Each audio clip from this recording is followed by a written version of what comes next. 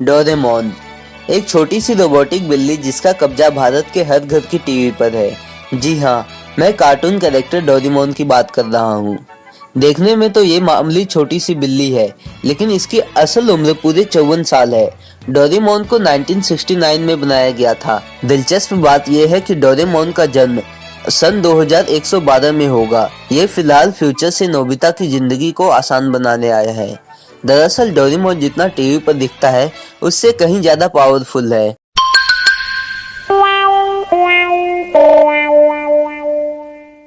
इस फ्रेंचाइजी की 41 feature films, 2 special films, 15 short films समेत कई छोटी मोटी फिल्में बनती रही हैं। इसकी शुरुआत एक कॉमिक बुक से हुई थी जिसमें डोरेमोन की मजेदार कहानी दिखाई जाती है। धीरे धीरे डोरेमोन जापान का सबसे पॉपुलर कार्टून कैरेक्टर बन गया। 2012 में जापान सरकार ने डोरेमोन के जन्म से 100 साल पहले ही उसका बर्थडे सेलिब्रेट किया। इस सेलिब्रेशन के साथ ही शहर ने डोरेमोन को जापान के कावासाकी शहर का ऑफिशियल रेजिडेंट भी घोषित कर दिया। संभवतः यह एक कार्टून कैरेक्टर को किसी भी देश की नागरिकता मिलने की ये पहली घटना थी। इसकी पॉपुलैरिटी का अंदाजा इस बात से लगाया जा सकता है कि इसकी फीचर फिल्मों ने दुनिया भर में अब तक 13,000 करोड़ की कमाई की है और रॉयल्टी से इसकी कमाई 33,000 करोड़ है, यानी कुल 46,000 करोड़। 3 सितंबर को ही वो दिन था जब डोरेमोन बना था। इसी दिन को इस कैरेक्टर का बर्थडे मनाया जाता है। भारत में डोरेमोन को 48 करोड़ लोग देखते हैं, जिनमें बच्चे, बड़े और मैं भी शामिल हूँ। आइए जानते हैं कैसे आया डोरेमोन बनाने का आइडिया।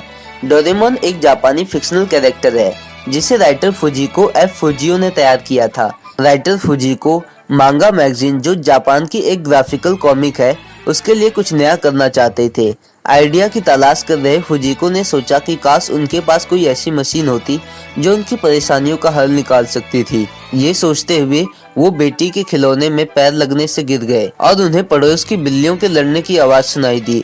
इन तीनों घटनाओं को मिलाकर उन्हें बिल्ली का एक कैरेक्टर बनाने का आइडिया आया जिसके पास एडवांस गैजेट थे। क्या है डोरेमोन के नाम का मतलब? डोरेमोन एक मिला जुला नाम है, जहाँ डोरा का मतलब है एक स्ट्रे यानी एक आवारा, वहीं एमोन का मतलब है जापानी पुरुषों का नाम, तो इसका अर्थ हुआ आवारा पुरुष। थोड़ा बेकार नहीं लग रहा है? चलो कोई बात नहीं। कैसे पहुंचा भारत में डोरेमोन? साल 2005 में डिज्नी इंडिया के हंगामा टीवी चैनल ने डोरेमोन को इंडिया में प्रसारित किया। दर्शकों ने शो को खूब प्यार दिया और ये एवरग्रीन कार्टून बन गया। बढ़ती पॉपुलैरिटी को देखते हुए इसे हंगामा टीवी के अलावा डिज्नी चैनल पर भी प्रसारित किया जाने लगा। डोरेमोन भारत में इतना पॉपुलर क्यों है? डोरेमोन को भारत में इसलिए पसंद किया जाता है क्योंकि बहुत से बच्चे उससे बहुत अच्छी तरह कनेक्ट कर पाते हैं। बच्चों को लगता है कि काश हमारे पास भी डोरेमोन होता, जो हमें गैजेट्स देता, हमारे काम आसान करता और हम कुछ भी कर पाते अगर हमारे पास डोरेमोन होता तो। हर बच्चे को अपनी लाइफ में डोरेमोन चाहिए, इसलिए बच्चे दिल से कनेक्ट करते हैं और इसे पसंद करते हैं। अब जानते हैं इस सीरीज से जुड़े कुछ फैक्ट्स। डोरेमोन की हिंदी आवाज दी है सोनल कौशल ने, जिन्होंने पिछले 14 साल से डोरेमोन को आवाज दी है। इसके अलावा डोरेमोन भारत का सबसे ज्यादा देखा जाने वाला कार्टून शो है, जिसके 480 मिलियन व्यूज यानी 48 करोड़ व्यूअर्स हैं। इन व्यूअर्स में सिर्फ बच्चे ही नहीं बल्कि बड़े भी शामिल हैं। डोरेमोन को दुनिया भर के करीब 60 देशों में प्रसारित किया जाता है, जिनमें से 30 देशों में ये टॉप रेटेड कार्टून शो है और इसे कई देशों में बिना लाइसेंस के भी प्रसारित किया जाता है। इसकी पहली फिल्म 1980 में आई थी और तब से लेकर 2022 तक हर साल डोरेमोन की एक फीचर फिल्म रिलीज होती है। इस फ्रेंचाइजी की आखिरी film Doraemon Nobita little boss 2021 में आई थी और फिल्म की महज 3 घंटों में इसकी 3.5 लाख और पहले वीकेंड में इसकी 6.6 लाख टिकट बिकी थी। इसने वर्ल्ड वाइड 171 करोड़ रुपए का कलेक्शन किया था। 2023 में इसकी upcoming film Doraemon Nobita sky utopia release होने वाली है। फिल्म की 41 फिल्मों से कुल 13,000 करोड़ रुपए का कलेक्शन हो चुका है। 2014 में रिलीज हुई film stand by me Doraemon की इस फ्रेंचाइजी की हाईएस्ट ग्रोसिंग फिल्म है। इस फिल्म ने जापान में 489 करोड़ रुपए का कलेक्शन किया था, जबकि इसका वर्ल्ड वाइड कलेक्शन 1459 करोड़ रुपए का था। अब जानते हैं कि क्यों डोरेमोन का बच्चों पर बुरा असर पड़ने के कारण 2 देशों में बैन लग गया। 2016 में पाकिस्तान में डोरेमोन शो को बैन किए जाने की मांग उठी। उनका मानना था कि बच्चों पर इस शो का बुरा असर पड़ रहा है। 3 साल बाद इस शो को पाकिस्तान में बैन कर दिया गया। 2016 में ही कई कंपनियों के खिलाफ शिकायत करते हुए डोरेमोन और शिनचैन जैसे शोज को बैन करने की मांग उठी। हालांकि भारत में इसे बैन नहीं किया गया। डिज्नी चैनल इंडिया को बांग्लादेश में भी बैन कर दिया गया है। अब जानते हैं डोरेमोन के क्रेज का। डोरेमोन 25 देशों में देखा जा रहा है और सभी जगह ये सबसे फेवरेट कार्टून कैरेक्टर में से एक है। इसकी मेकिंग के दौरान ही उन बातों का ध्यान रखा गया है जो इसका क्रेज बढ़ाता है। नंबर 1, डोरेमोन का शेप इतना आसान है कि वह बच्चों को जल्दी याद रह जाता है और वे इसे खुद डिजाइन भी कर सकते हैं। नंबर 2, डोरेमोन के पास कई सारे गैजेट्स हैं जो उसके दोस्त नोबिता की जिंदगी को आसान कर देते हैं।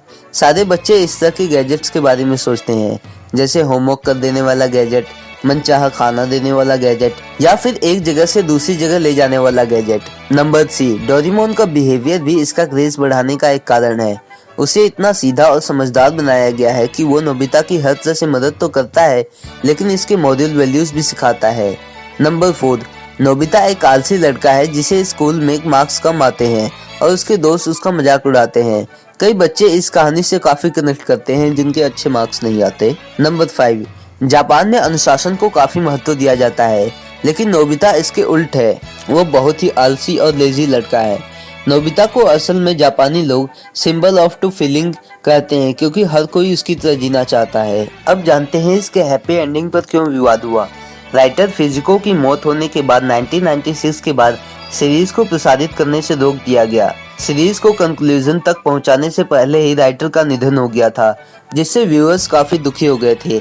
साल भर खूब विवाद हुए कि आखिर डोरेमोन का एंड क्या होगा। कॉमिक कार्टूनिस्ट यासुटो तामिजा ने इस सीरीज की एंडिंग बनाकर इंटरनेट पर 1998 में शेयर किया और जिसकी कॉमिक 2005 में आई।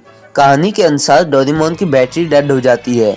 नोबिता रोबोटिक इंजीनियर बनकर डोरेमोन को दोबारा बनाता है और खुशी खुशी जीता है। बिना ऑफिशियल मेंबर्स की जानकारी के बिना ऐसी हैप्पी एंडिंग लिखने पर तमीजा ने 2007 में माफीनामा जारी किया और फुजिको प्रो से कॉमिक का प्रॉफिट शेयर किया। लेकिन इसकी असल में एंडिंग कैसी होगी आइए जानते हैं।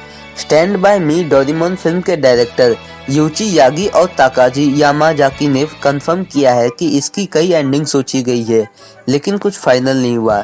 उनके अनुसार डोरेमोन की सिर्फ यही एंडिंग हो सकती है कि नोबिता और शिजुका की शादी हो जाए जिससे डोरेमोन का मिशन पूरा हो जाए और वो फ्यूचर में वापस लौट जाए। आइए अब जानते हैं डोरेमोन से जुड़ी कुछ दिलचस्प बातें।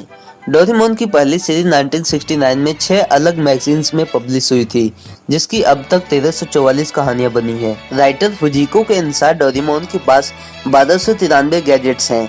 हालांकि 2004 में टोक्यो यूनिवर्सिटी की यूसुसाकी योकोयामा ने पाया कि फुजिको के 1344 स्केचेस में डोरेमोन के पास 1963 गैजेट्स हैं। डोरेमोन का पहला एनिमेटेड कार्टून निहोन टीवी में 1 अप्रैल 1973 में आया। एनिमेशन प्रोडक्शन में आई दिक्कतों के कारण 6 महीने बाद ही इसे 30 सितंबर को बंद कर दिया गया।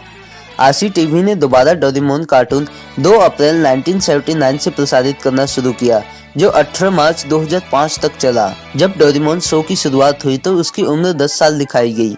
हालांकि अब डोरेमोन की उम्र 11 साल हो चुकी है। जापानी फिल्म प्रोडक्शन कंपनी टोहो के पास डोरेमोन के कार्टून सीरीज और फिल्मों के वर्ल्ड वाइड डिस्ट्रीब्यूशन और लाइसेंस राइट्स हैं। डोरेमोन का असल कलर पीला था जिसके कान भी थे लेकिन डोरेमोन को चूहे से डर लगता है। एक बार एक रोबोटिक चूहे ने उसके कान खा लिए जिसके डर और डिप्रेशन से वो नीले रंग में बदल गया। डोरेमोन की असल बर्थडे 3 सितंबर 2112 की है। साल 2012 में हांगकांग में डोरेमोन के जन्म से 100 साल पहले ही उसका बर्थडे सेलिब्रेट किया और जापानी सरकार ने डोरेमोन को कावासाकी का आधिकारिक नागरिक बना दिया। डोरेमोन का लकी नंबर 1293 है। उसकी ऊंचाई 129.3 सेंटीमीटर और वजन 129.3 किलोग्राम है। डर के दौरान वो 129.3 किलोमीटर की प्रति घंटा रफ्तार से दौड़ सकता है। वहीं उसके जन्म की तारीख भी 12/9/3 है यानी साल 2112 यानी महीना सितंबर और तारीख 3। आपको डोरेमोन कितना पसंद है और हमारी यह वीडियो कैसी लगी हमें कमेंट करके जरूर बताइए।